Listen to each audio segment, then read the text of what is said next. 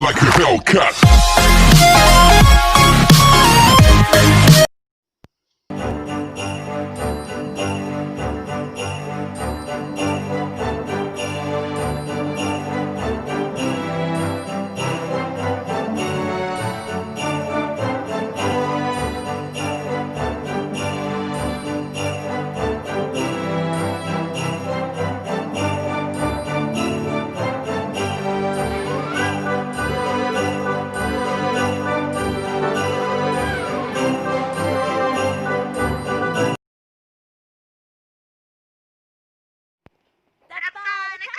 Did you break your mama's back?